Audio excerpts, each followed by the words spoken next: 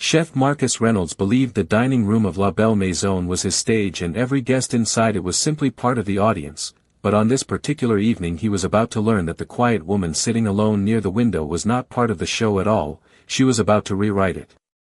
The restaurant glowed with the warm gold light of hanging chandeliers, the kind that made crystal glasses sparkle and polished marble floors reflect every movement like a mirror.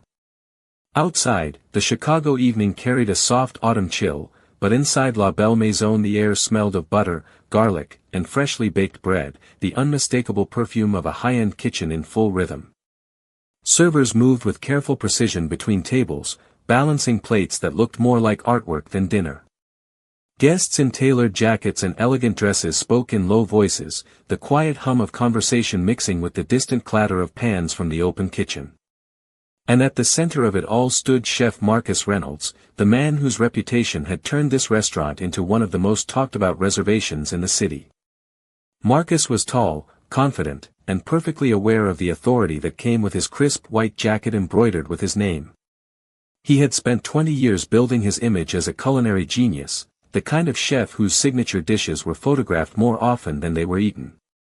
Tonight, like most nights, he stepped into the dining room to greet guests, nodding politely to regular customers who recognized him instantly.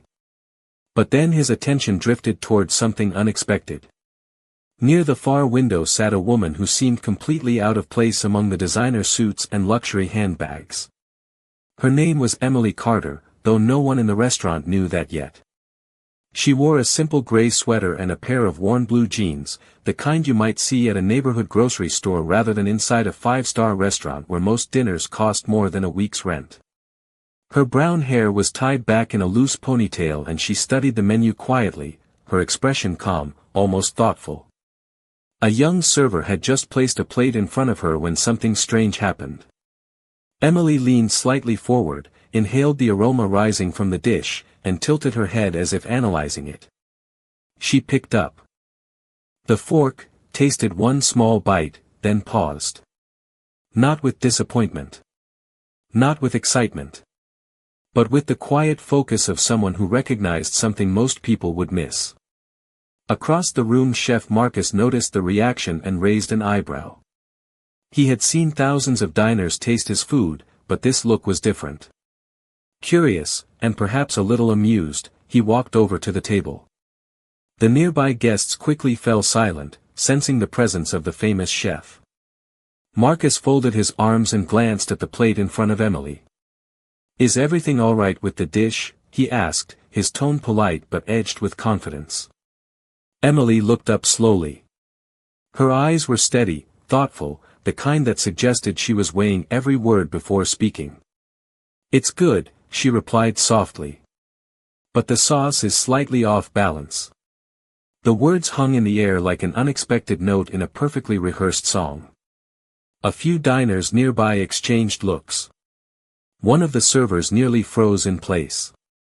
Chef Marcus Reynolds, a man who had built his career on perfection, stared at the quiet woman for a moment before a small smile crept across his face. To him, this wasn't criticism. It was an opportunity for entertainment. And without realizing it, the famous chef had just set the stage for a moment that no one inside La Belle Maison would ever forget. Chef Marcus Reynolds let out a quiet chuckle, the kind that carried just enough confidence to make nearby guests lean closer to listen. In his world, criticism from customers was not unusual, but confidence like this from someone who clearly did not belong in a professional kitchen was rare. He glanced at the plate again, then back at Emily Carter, studying her simple sweater and calm posture as if trying to understand what kind of evening entertainment fate had just delivered to his dining room. A few diners at the surrounding tables had already turned their chairs slightly, curiosity spreading across the room like the first ripple in a still lake. Marcus rested one hand lightly on the back of the empty chair across from Emily and tilted his head. "The sauce is off balance," he repeated slowly, his voice carrying the faint amusement of someone who had spent 2 decades perfecting dishes that critics from New York to San Francisco had praised. Emily did not seem intimidated. She looked down at the plate once more, studying the golden glaze that coated the roasted chicken, then gently set her fork beside the dish. "The citrus is strong," she said calmly. But the butter was added too late. It never fully emulsified. A server standing nearby blinked in surprise. Another diner raised an eyebrow. Chef Marcus crossed his arms, the smile on his face widening just slightly. He was used to people pretending to understand fine cuisine, but something about the way this woman spoke made the room grow strangely attentive. For a brief moment the clinking of glasses and soft conversation around the restaurant seemed to fade. Marcus tapped the edge of the table with one finger. "That is a bold observation," he said. "Especially from someone who has not spent 20 years in a professional kitchen." Emily simply shrugged, her expression thoughtful rather than defensive. "Sometimes you can taste the story behind a dish," she replied quietly. A few guests exchanged glances, unsure whether they were witnessing a joke or something more unusual. Marcus leaned back slightly and let out a short laugh, this time loud enough for several nearby tables to hear. The famous chef enjoyed these moments, the chance to demonstrate his authority in the elegant theater of his dining room. "Well," he said with playful exaggeration, spreading his hands toward the open kitchen across the room, "since you seem to understand the story so well, perhaps you should show us how it should be done." A soft wave of murmurs passed through the restaurant. One couple near the bar leaned closer to hear better. Emily looked up at him, her eyes calm and unreadable. For a second Marcus thought she might decline, apologize, or retreat into polite silence the way most guests would. Instead she asked a simple question. "Do you mean it?" The chef smiled, clearly enjoying the attention now gathering around them. "Absolutely," he said, gesturing toward the gleaming kitchen visible behind the glass partition. Stainless steel counters reflected the warm lights above, and the line cooks inside had already slowed their movements, sensing something unusual unfolding in the dining room. "Ladies and gentlemen," Marcus announced lightly, turning toward the guests who were now openly watching, "it seems we have a culinary critic among us tonight." A few people laughed softly. One man lifted his phone, already recording. Marcus stepped aside and motioned toward the kitchen entrance. "If you believe the sauce is unbalanced," he continued, his voice smooth with confidence, "why do not you come inside and show us how you would fix it?" The invitation hung in the air. Servers paused mid-step. Diners leaned forward. And in the quiet that followed, Emily Carter slowly pushed her chair back from the table and stood up. Emily Carter stood beside the table for a moment as the attention of the entire dining room slowly settled on her. The restaurant that had once been filled with the soft rhythm of conversation now felt different, quieter, as if the air itself had paused to watch what she would do next. Chef Marcus Reynolds gestured again toward the open kitchen with the easy confidence of someone who believed he was still firmly in control of the situation. To him this was still a harmless spectacle, a playful moment that would entertain his guests and remind everyone in the room exactly who the master of this kitchen was. Emily looked around briefly, taking in the polished marble floors, the glowing chandeliers, the tables of well-dressed diners who now leaned forward with growing curiosity. Then she turned her attention back to Marcus. Her expression was calm, almost thoughtful, as if she was considering whether to accept an invitation rather than a challenge. "All right," she said quietly. The words were simple, but they carried clearly through the nearby tables. A few people chuckled softly, assuming she would step into the kitchen and quickly realize she had made a mistake. Marcus stepped aside with a theatrical sweep of his hand, inviting her toward the glass doorway that separated the dining room from the kitchen. "After you," he said, smiling toward the watching guests. Emily walked forward without hesitation. Her steps were unhurried, steady, the same calm pace she had used when she first entered the restaurant earlier that evening. As she approached the kitchen entrance, the line cooks inside began to notice what was happening. Stainless steel counters gleamed beneath bright overhead lights, and the steady rhythm of knives chopping vegetables slowed as several cooks looked up in confusion. One young cook whispered something to another. A dishwasher paused with a rack of plates halfway into the machine. Chef Marcus followed Emily through the doorway, still wearing the relaxed expression of someone confident the evening would soon return to normal. The kitchen was warm, filled with the scent of garlic, rosemary, and butter sizzling in a pan somewhere near the grill station. Marcus folded his arms and nodded toward an empty prep counter. "Go ahead," he said. "Show us how you would balance the sauce." A few cooks exchanged amused glances. They had worked under Marcus long enough to recognize when he was making a point. Emily stepped up to the counter and washed her hands in the nearby sink with quiet focus. The movement was small, ordinary, but something about the way she did it made one of the older line cooks tilt his head slightly. It was the kind of motion someone learned after years in a professional kitchen. She dried her hands carefully, then turned toward the row of ingredients arranged along the stainless steel counter.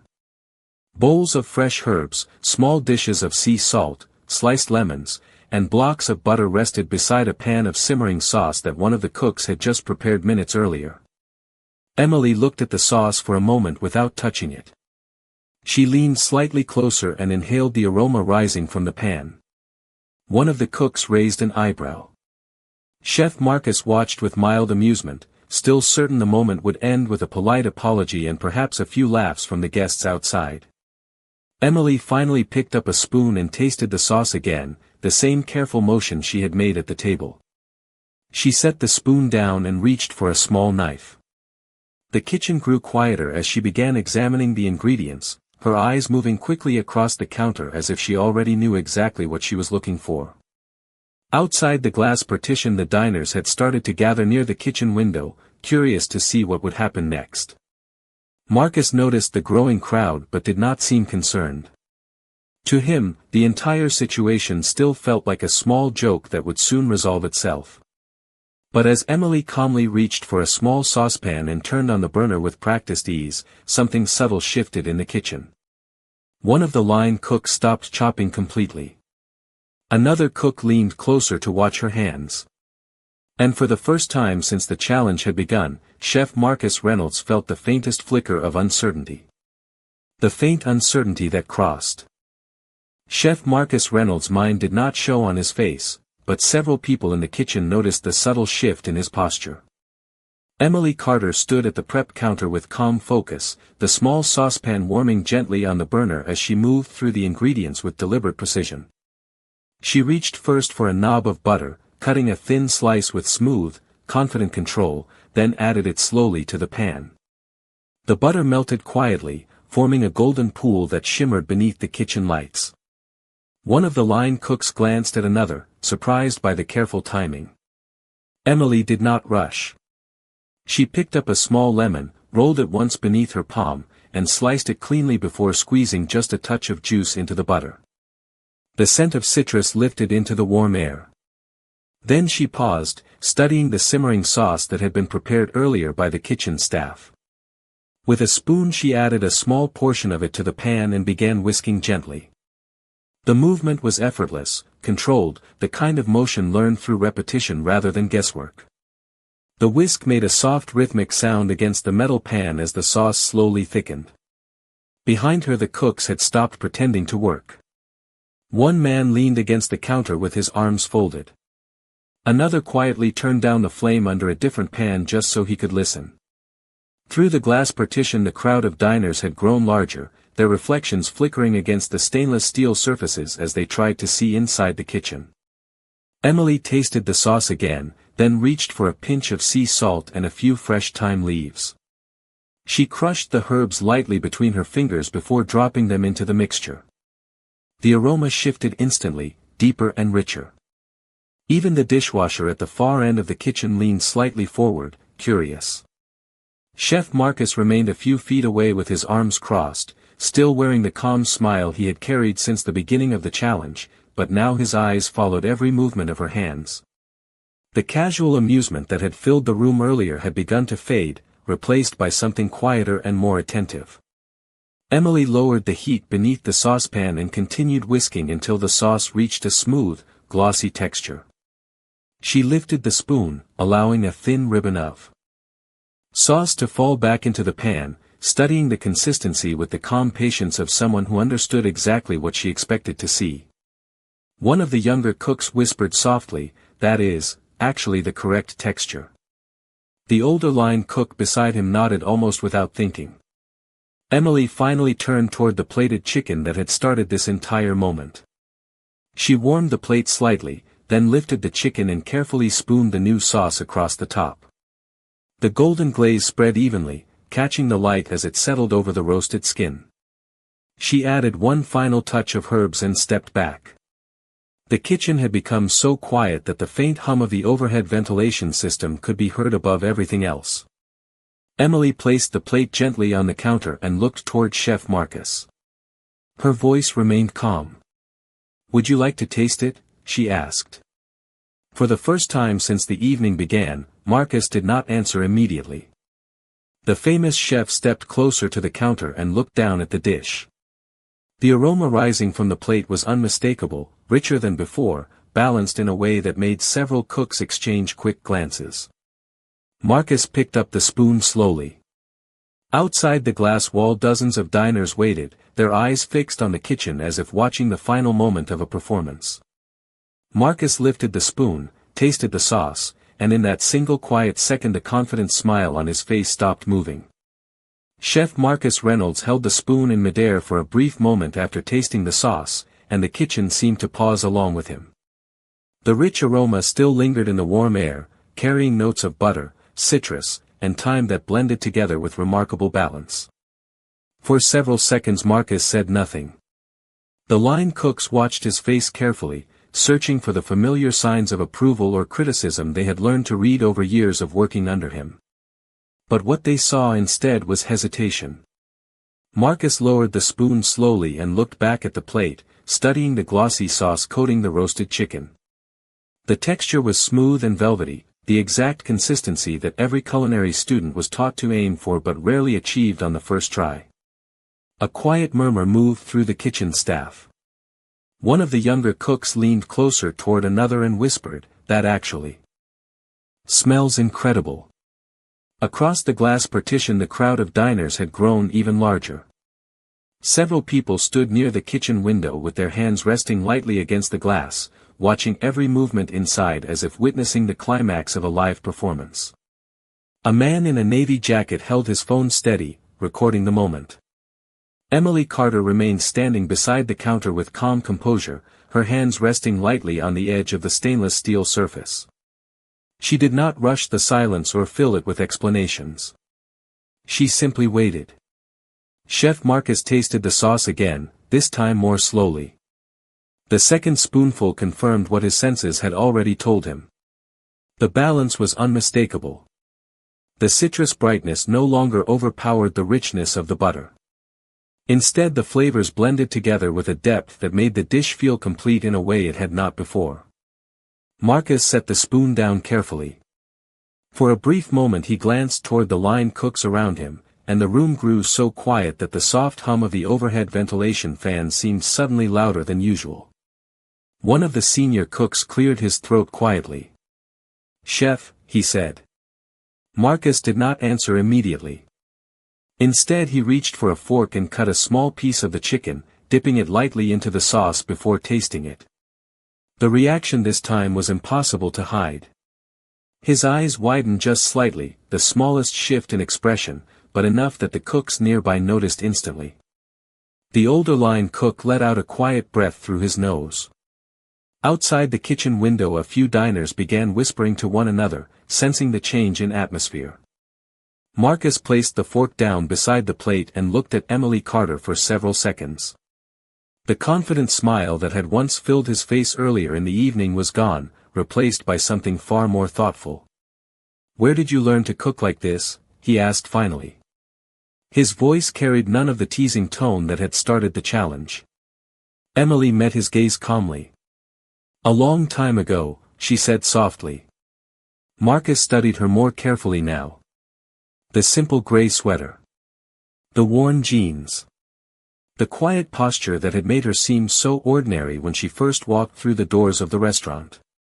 Yet the technique she had just demonstrated was not something a casual diner could improvise. It was the result of training, discipline, and years spent understanding the delicate balance of flavor. One of the cooks shook his head slowly, still staring at the finished dish. Another whispered under his breath, "That is better than the original sauce." The words drifted through the kitchen, and even though they were spoken quietly, several people heard them. Marcus heard them too. The famous chef turned once more toward the plate resting on the counter.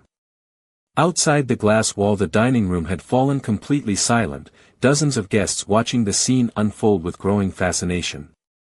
In that moment Chef Marcus Reynolds realized something he had not expected when the evening began.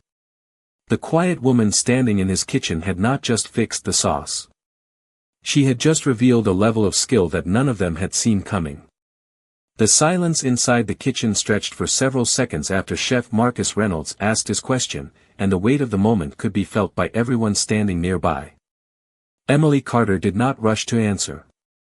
Instead she glanced briefly toward the plate resting on the stainless steel counter, as if confirming that the dish now spoke clearly enough for itself. The aroma still drifted through the warm air of the kitchen, richer and more balanced than before, and several of the cooks continued staring at it with quiet disbelief. Outside the glass partition the dining room remained unusually still. Diners who had originally expected a quick joke now watched with growing fascination, sensing that the situation unfolding in front of them was no longer simple entertainment. Emily finally looked back at Marcus. Her voice remained calm and steady. "I spent many years in kitchens," she said. The answer was simple, but it carried the quiet confidence of someone who did not feel the need to impress anyone.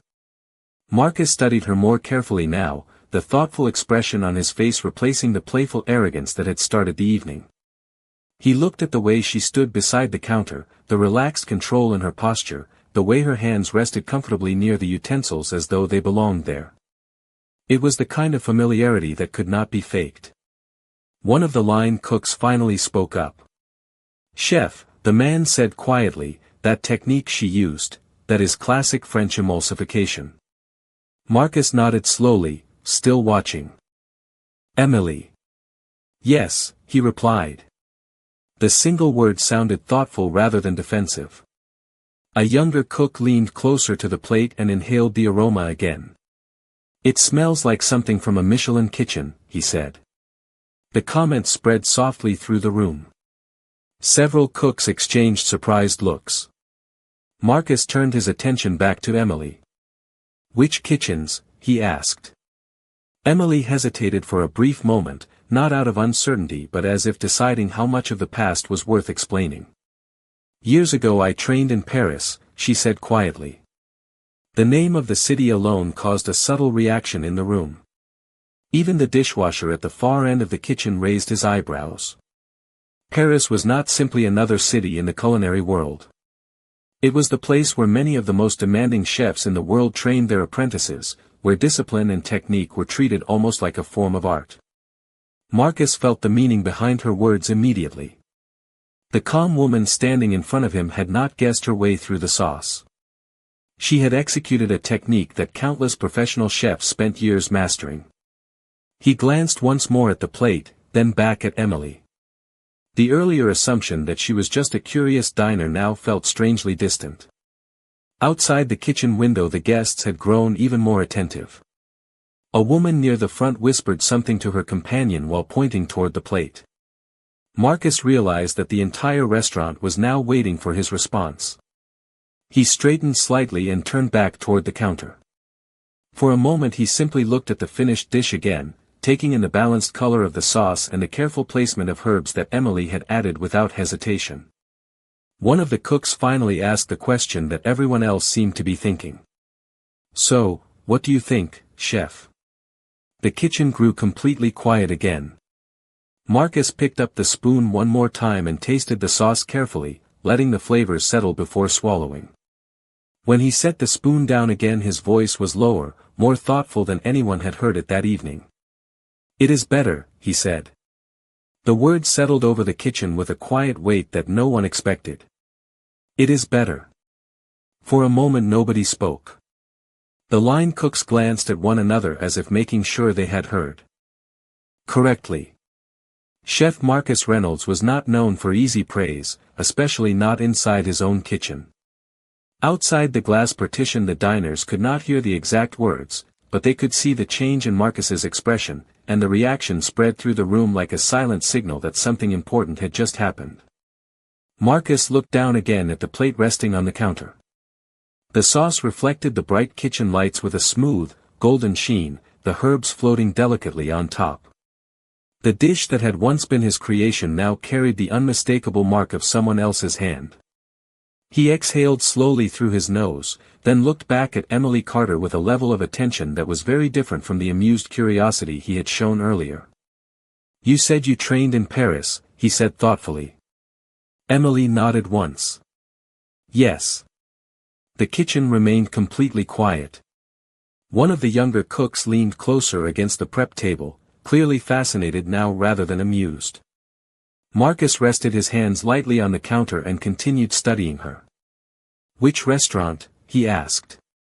Emily hesitated again, not because she seemed unsure, but because the name she was about to say carried meaning in the culinary world.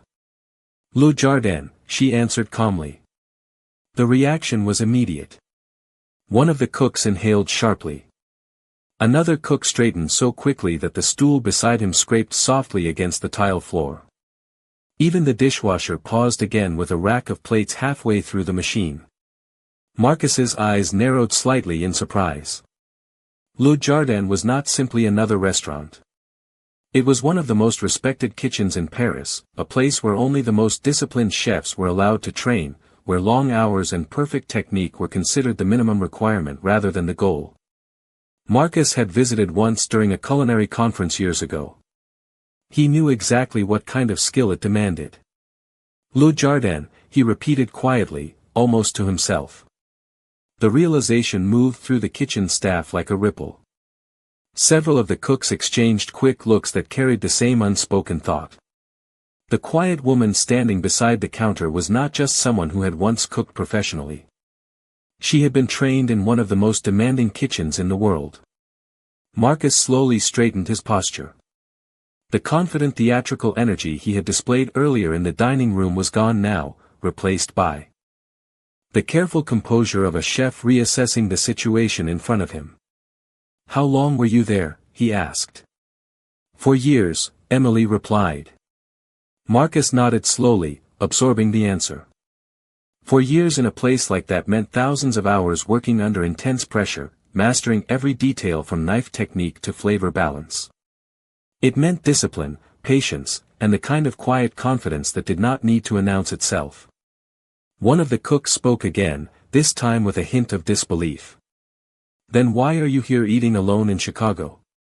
Emily's expression remained gentle. "Life changes," she said simply.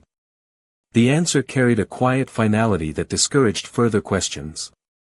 For a moment Marcus said nothing. Instead he picked up the plate again and studied the dish more carefully, seeing it now with new understanding. What had happened in the last few minutes was no accident.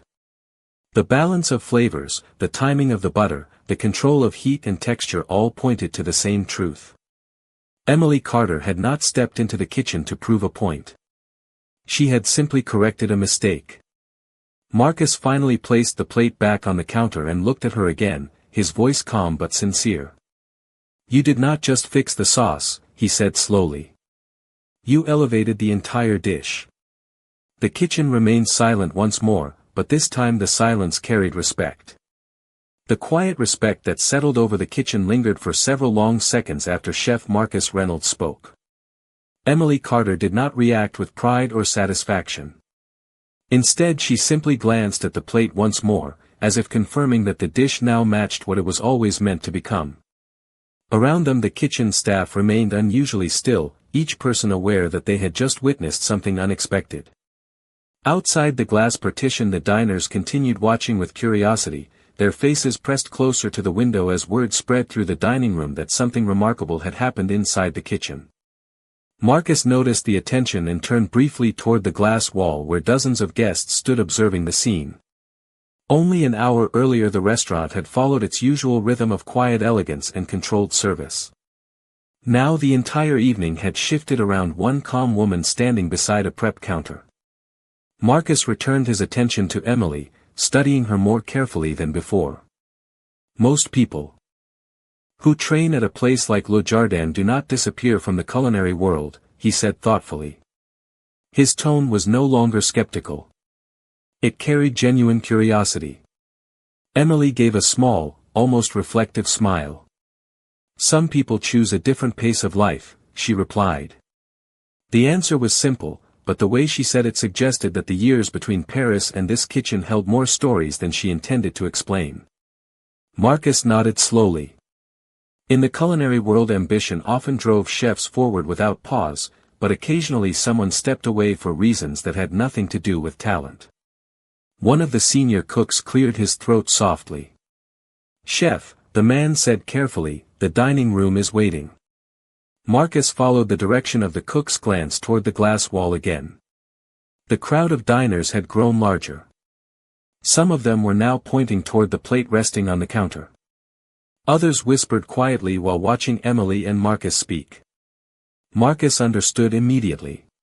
The guests expected a conclusion to the moment they had just witnessed. He picked up the plate once more and examined it under the kitchen lights. The sauce coated the chicken perfectly, forming a smooth, elegant finish that reflected both technique and restraint. He looked back at Emily. "Would you mind if we serve this?" he asked. The question surprised several members of the kitchen staff. Marcus Reynolds was not a man who asked permission easily, especially not in his own restaurant. Emily glanced at the dish, then toward the dining room where curious faces waited beyond the glass. "It is your restaurant," she said gently. Marcus shook his head slightly. "But it is your correction." The quiet honesty in his voice made several cooks exchange surprised looks. Emily considered the request for a moment, then nodded once. "Then serve it." Marcus lifted the plate and turned toward the kitchen pass where finished dishes were normally delivered to the dining room. The cook stepped aside instinctively, creating a clear path as he walked. A young server waiting near the window looked both nervous and excited. Marcus placed the plate carefully in front of her. "Table 12, he said. The server nodded quickly and carried the dish through the doorway into the dining room. Almost immediately the quiet murmur of the restaurant rose again as guests followed the plate with their eyes. Inside the kitchen, Marcus turned back toward Emily. The earlier tension had faded completely, replaced by something calmer and more thoughtful. For the first time that evening he spoke without a hint of challenge in his voice. "Emily," he said slowly, "I owe you an apology." The words hung in the warm kitchen air with a sincerity that no one had expected earlier that evening. Chef Marcus Reynolds stood across from Emily Carter, the confident authority that had once defined his presence now replaced with quiet humility. The cooks nearby remained still, listening closely, aware that this moment carried more meaning than the playful challenge that had started it. Marcus continued, his voice steady but sincere. "I invited you into this kitchen as a joke," he said. "I assumed you were just another guest who believed cooking was easier than it looked." Emily listened without interrupting, her expression calm and patient. Marcus glanced briefly toward the dining room where the guests had returned to their tables but still spoke animatedly about what they had just witnessed. The plate Emily had corrected was now being served, and a quiet excitement had begun to ripple through the restaurant. He turned back to her. "I was wrong," he said simply. In the world of professional kitchens, where pride often moved faster than honesty, the admission carried weight. One of the line cooks lowered his gaze respectfully, understanding exactly how difficult those words could be for a chef whose reputation filled an entire dining room. Emily gave a small nod, accepting the apology without making it dramatic. "You care about your food," she replied. "That is clear." Marcus allowed himself a faint smile. "I do," he said. Then he looked again at the prep counter where she had worked only minutes earlier. "And you care about precision," he added. Emily's eyes softened slightly. "Precision is respect," she said quietly. The simple statement caused several of the cooks to exchange thoughtful glances. In the culinary world, that philosophy was often repeated by the greatest chefs, yet hearing it spoken so calmly in that moment made it feel more real. Marcus rested one hand lightly on the counter. "If you had stayed in Paris," he said thoughtfully, "you could have built an extraordinary career." Emily shrugged gently. "Careers are only one part of life," she answered. Marcus considered that for a moment before nodding slowly. Outside the kitchen window the restaurant had returned to its usual rhythm of service, but the atmosphere felt different now.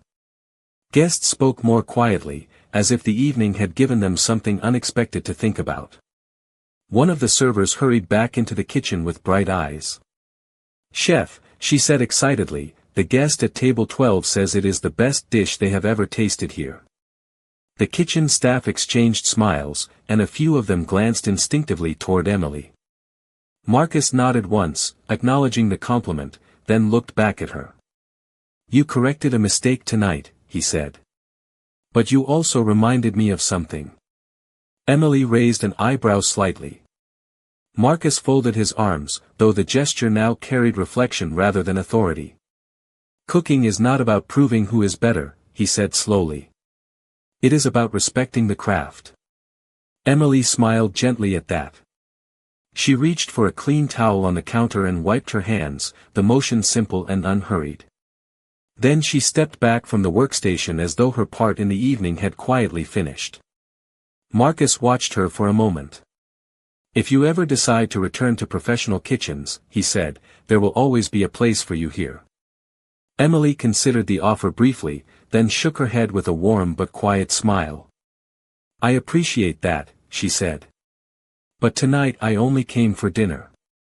A few of the cooks chuckled softly at the honesty of the remark. Emily thanked the staff with a polite nod and walked calmly back toward the dining room. The path through the kitchen opened naturally as the cook stepped aside, now watching her with genuine respect. Marcus remained standing near the counter, reflecting on everything that had happened. As Emily returned to her table, the soft lights of the restaurant reflected across the marble floors once again, and the evening continued as though nothing unusual had happened at all. But in the quiet understanding shared by everyone who had witnessed it, the lesson lingered clearly.